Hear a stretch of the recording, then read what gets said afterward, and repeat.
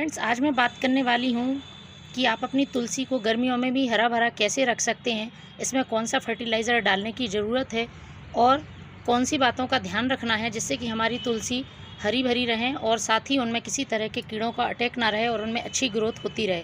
तो सबसे पहले ये बात जान लें फ्रेंड्स आप कि गर्मियों में तुलसी को हरा रखना बहुत ही मुश्किल काम है, क्योंकि कितनी ही कोशिश करें तुलसी गर्मियों में सूख जाती है या काली पड़ जाती है, पत्ते गिर जाते हैं, पत्ते पीले पड़ जाते हैं।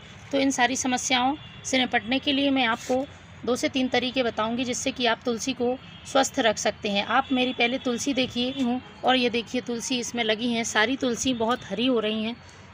मैं आपको अपने प्लांट दिखाती हूँ, हरी और स्वस्थ और बहुत तेज़ी से ग्रोथ कर रही हैं। तो मैं कुछ गमलों में इन्हें लगा रहने देती हूँ क्योंकि इसका बहुत सारा मेडिसिनल यूज़ है और उसमें मैं इसको यूज़ करती रहती हूँ तुलसी जी के पत्तों को।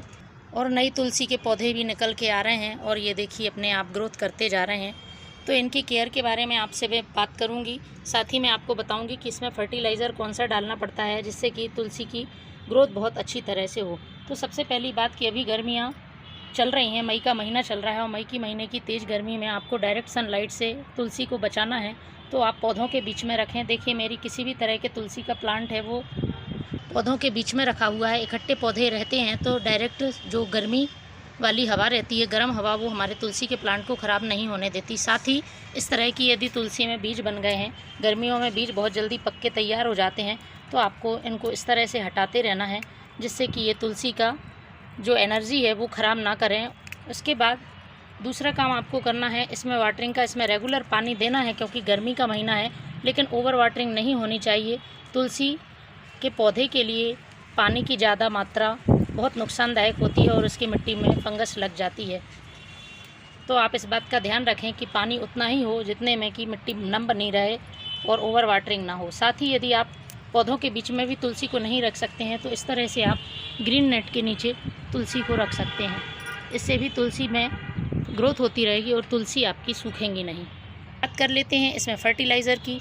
तो तुलसी के पौधे के लिए सबसे अच्छी खाद जो होती है वो ये है सूखे गोबर की खाद। पुराना 2 साल पुराना सूखा हुआ गोबर होना चाहिए और ये गोबर की खाद बहुत अच्छा काम करती है तुलसी के पौधे में। तुलसी के पौधे की मिट्टी की थोड़ी सी गुड़ाई कर लें और गुड़ाई करने के बाद इसकी साइड से थोड़ी सी मिट्टी हटा लें और इसके बाद हमें ये गोबर की खाद दे देनी है। साथ ही इसमें मैं पानी डाल दूंगी और उसके बाद एक चीज़ और डालनी है जो कि हमारी तुलसी को ग्रोथ को बढ़ाएगी, साथ ही पत्तियों को पीला होने से भी बचाएगी, किसी तरह का कीड़ों का अटैक नहीं होगा। तो वो है मेरे पास ये हल्दी पाउडर। हल्दी पाउडर को आप 2 तरह से यूज़ कर सकते हैं।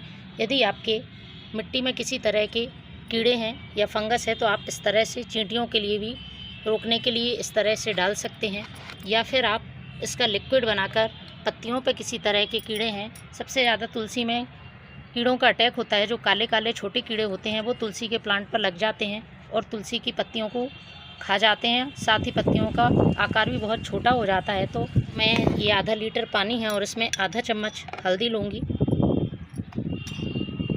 और इसको अच्छी तरह से मिक्स करके स्प्रे पंप में भर लेना है। और स्प्रे पंप में भरने के बाद इस पर अच्छी तरह से स्प्रे कर देना है।